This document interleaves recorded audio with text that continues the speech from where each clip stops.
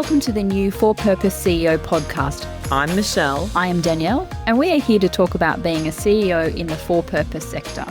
Each episode, we will talk about issues not-for-profit and for-purpose CEOs need to manage based on our 30 plus years of experience. It will be an honest discussion of the highs and the lows, helping you tackle the unique challenges of running a NFP. Leading can be challenging and sometimes lonely. We get it. Join us and our guests weekly for an honest discussion about running a for-purpose organisation. We will be sharing practical tips, shared experiences and real-world stories to help you tackle the unique challenges of running a for-purpose organisation.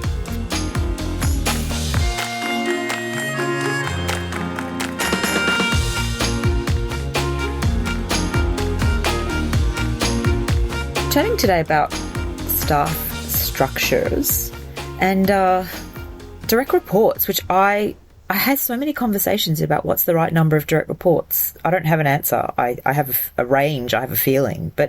And then I guess it flows down. How many people can managers have reporting into them? So I think staffing structure is something that takes up a lot of time it takes a lot of brain space if you're a CEO. In particular, you might be going through a restructure or funding changes. Strategic plan. Things change, new projects.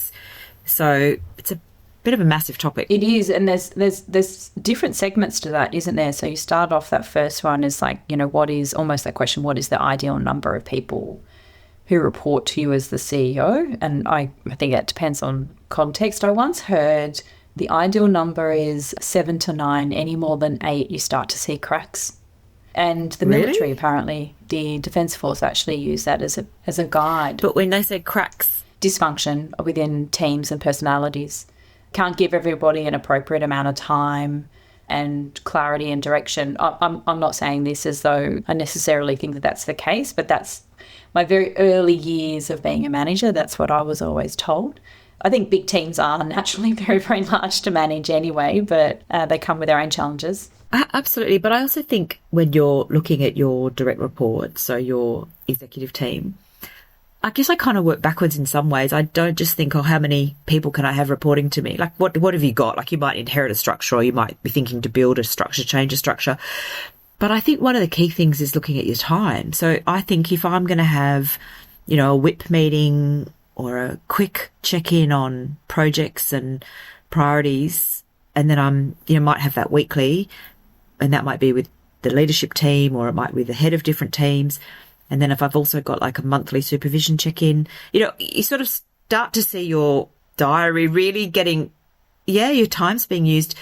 And so if someone comes to you and says, I've got 10 direct reports, my brain just starts calculating. That's 10 hours just monthly supervision. Or even if it's half an hour, like that's 5 hours, and then weekly, and so I think realistically, you just can't have huge numbers of people reporting into you because otherwise you just don't get anything done. That's right. But that's a real challenge in the for-purpose space too, though, isn't it? Because equally when people would say we're not adequately funded enough to be able to have large structures either, particularly at that executive level, it's perceived to be much more palatable to have a bit more of a flat structure because it would indicate that funding's going to frontline and not to overhead. I hate that word when we're talking about staff. I know, but it's about perception, isn't it? So, not having sort of heavy senior management. But you're right, but you need to be able to, as the CEO, given all of your work, there's a whole piece of work that's around board and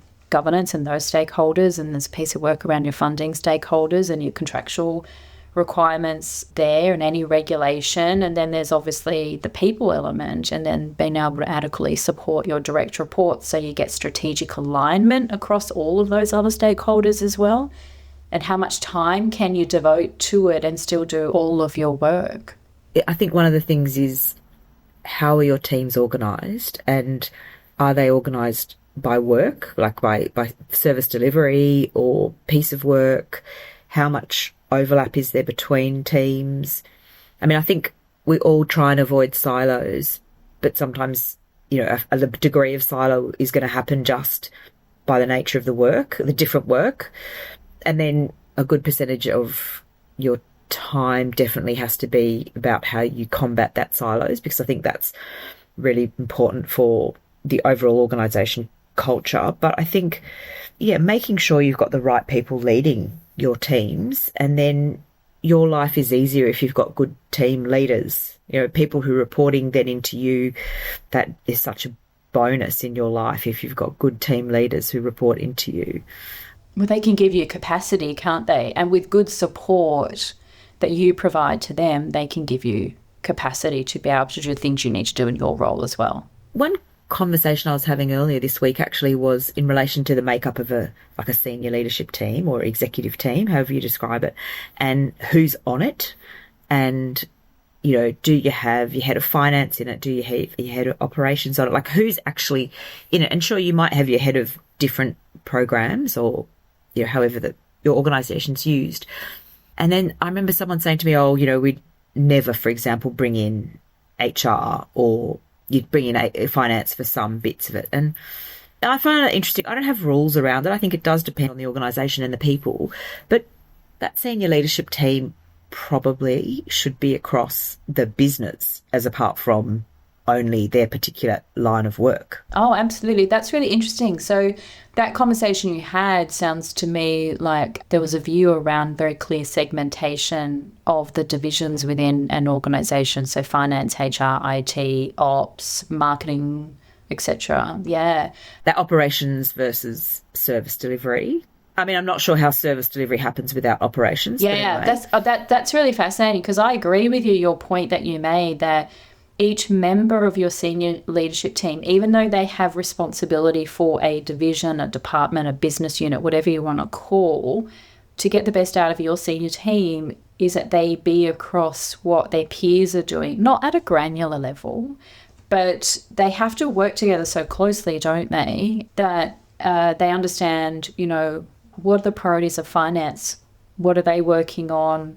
What are their strategic drivers? What's the priority of service delivery? What are the obligations around their delivery? What is the regulation in their delivery? Those sorts of things. And they have to support it. Like, operations is there to support it.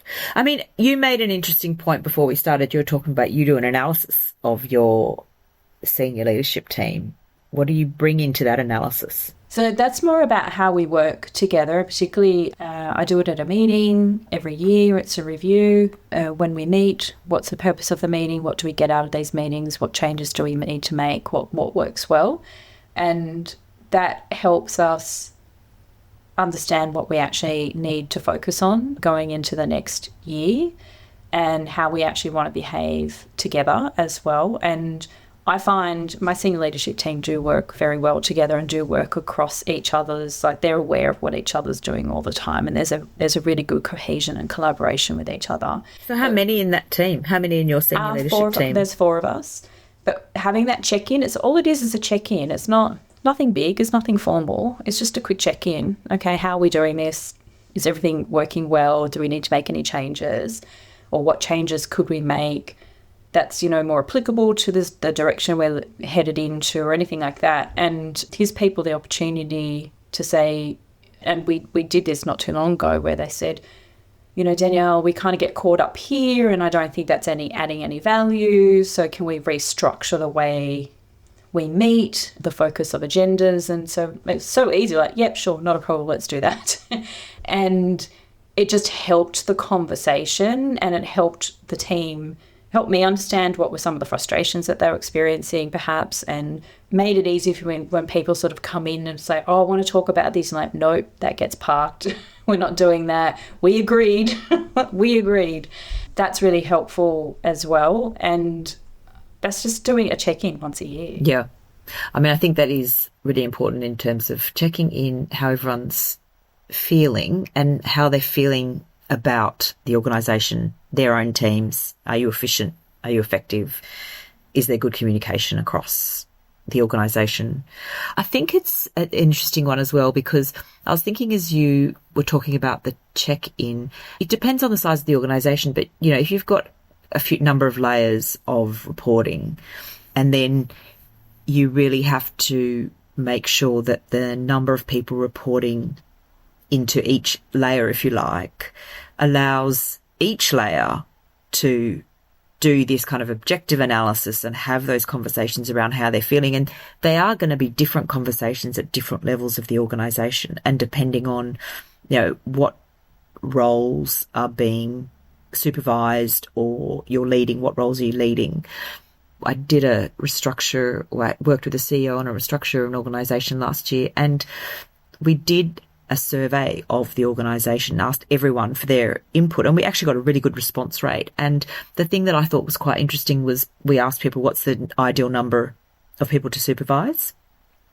And look, it was fairly consistent, and it was quite a low number in the sense that we were worried that people were going to say, 6, 7, 8. And so a lot of people came back with 3 or 4. And we realised that actually it was more about the responsibility that supervisors felt they had to the people they were supervising. And it was about, okay, let's have a conversation now about actually what does supervision mean, and what is your job as a manager or managing a team? Like, how much oversight, support do you need to provide? And then given that, now how many people do you think you could supervise? So it actually was a really interesting exercise where probably the first thing to do was get clarity on what does managing a team or a group of people entail. As in, like, what are the tasks and how long do those tasks take, or how much time is being taken up with those supervision people management tasks? Yeah. Absolutely. And so I think that's probably the better starting point, in the sense of what does supervision, what does management mean in this particular team, in this particular organisation? Because, across the for-purpose space, there's such a variety of organisations, and there's such a variety of roles and people, and, what might work. I can manage 6 people. Well, someone might be managing 20. Fine. Absolutely fine. It just depends on what they're doing. That's right. And absolutely the type of work that they're doing, and the appetite around how much time they spend with individuals, but also those larger HR structures as well that can consume a lot of time. So, for example, annual reviews, those performance reviews. They can be very time consuming. I don't do them. I'm anti them. I'll put that out there for people. As in, you're anti you doing them, or? No, anti-appraisals and anti-annual appraisals. Annual appraisals. So what do you do instead? This is news to me.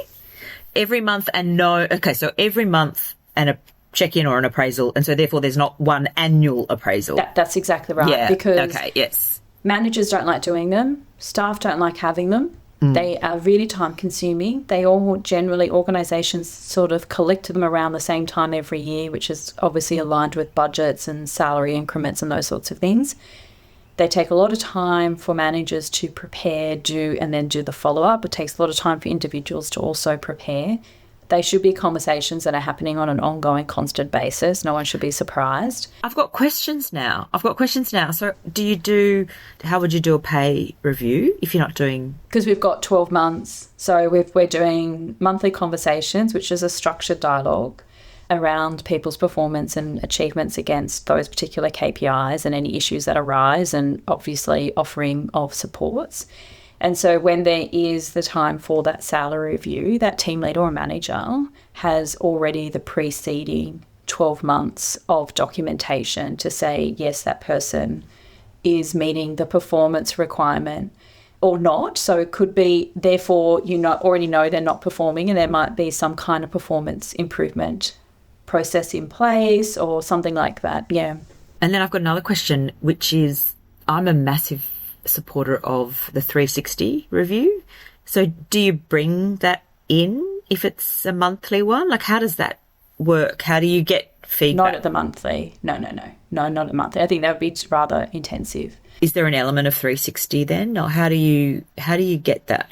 We don't have that as a structure within my organisation. I've obviously worked in organisations where that has been part of the structure with sort of mixed experiences.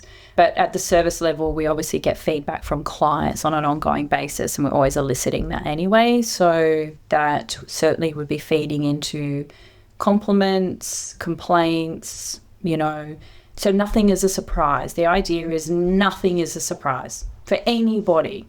So you actually have that built in along the way. So you don't need to go and get some stakeholder, other staff, 360 feedback once a year, because actually you are hearing 360 feedback really all the time, in all live the time, and responding to that in live time.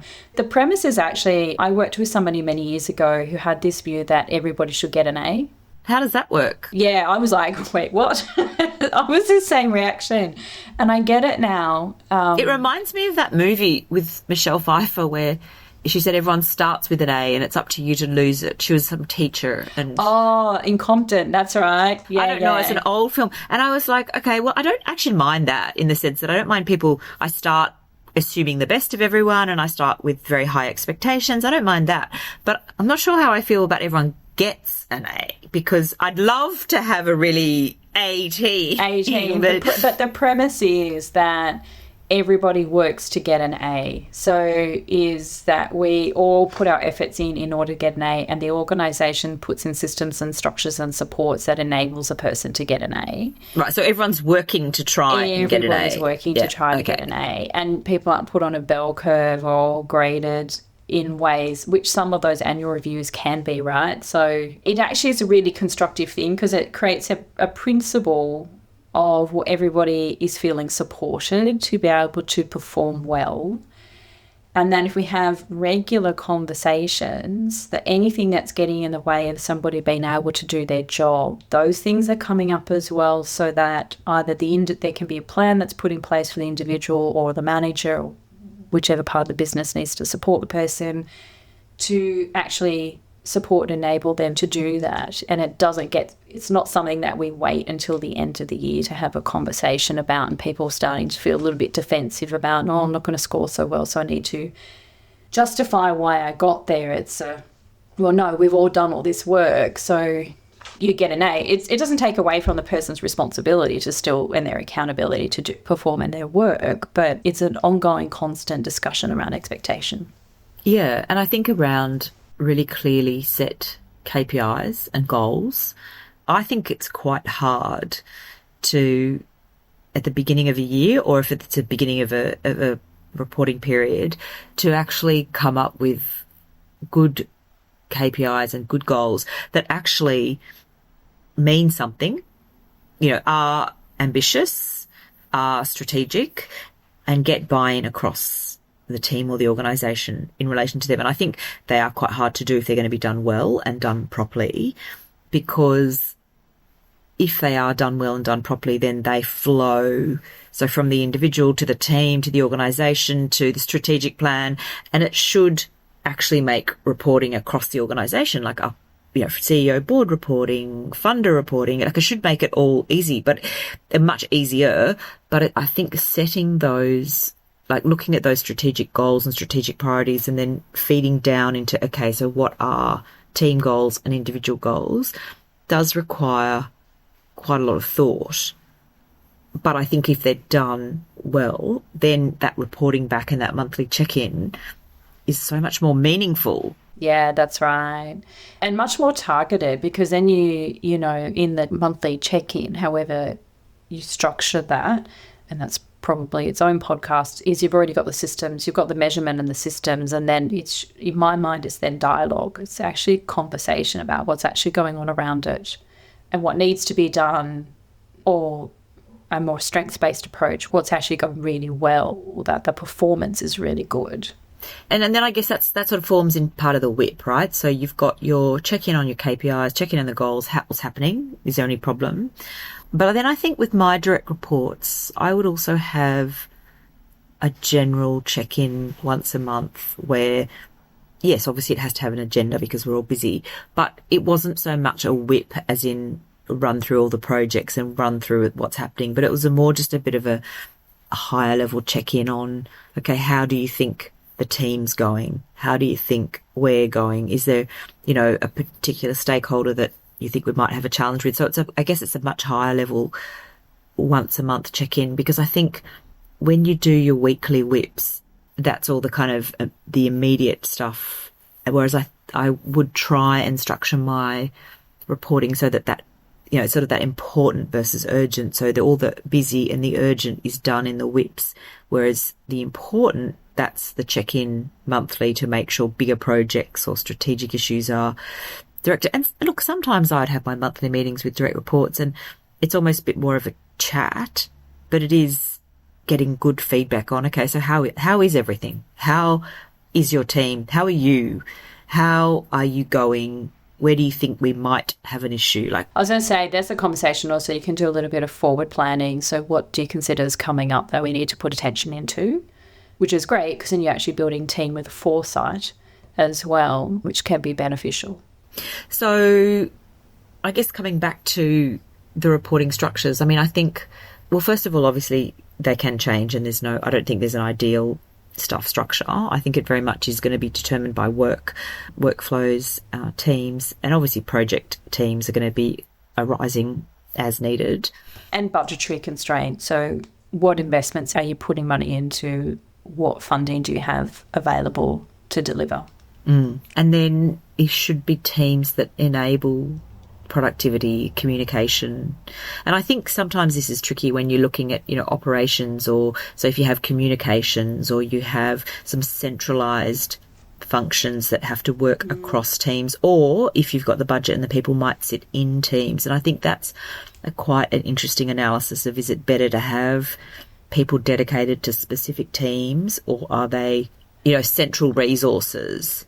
Yeah, so that more internal customer business support type of function. Yeah. And that can be hard for those central resources if they haven't got good workflow structure, and there's an ability to explain and people to understand how work is prioritised, because if you're a central resource, then you can get pulled in all different directions. So I think, that is incumbent on the CEO in setting up the staffing structure, that there's clarity around how work flows, priority of work, if you do have that sort of central resource structure, which a lot of for-purpose organisations are not going to have the budget to, have more than one person who is working across multiple teams.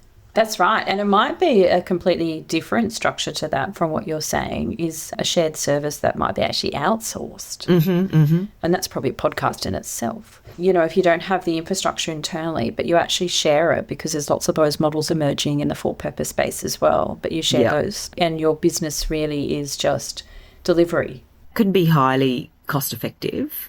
So it's just working what those structures are as well, and then obviously then your supervision model in terms of how you support the individuals who report into you, and the systems and the models that you build for the broader managers within the organisation to be efficient and effective as well. So what works for other organisations doesn't always work for you. I think if you talk with other CEOs, because I remember talking last year with one CEO and she's like, it'd be just so good to get a few models of staffing structure. And I'm like, I am 100% sure that, first of all, you can find some, but second of all, if you are talking with another CEO of another organisation, generally we're pretty happy to share how we've structured or why, because whilst the exact model is not necessarily going to be relevant, it might actually spark some good ideas and discussions around why you structured your organisation a certain way, which,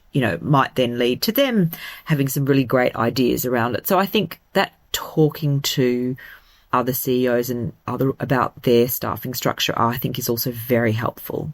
And to also consider, what is the objective of the CEO position in those staffing structures as well?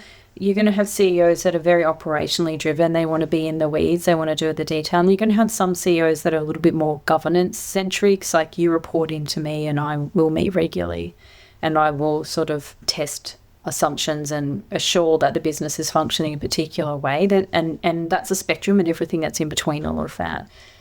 Well, exactly. If you're a CEO who's a fundraiser, right? Like, your prime role is to fundraise. Well, then your structure has to support that. That's right. So there is no one size fits many. It's what's your strategic imperatives, what are your strategic directions and goals. Then you have to consider, do I have the skill? What skills do I need? then what types of resources do I need? And then how do I structure that? And then to your very original point, then how much time do you as the CEO have to give to that structure as well? Yeah. To bring all of that together. There's a lot to think about. Lots to think about.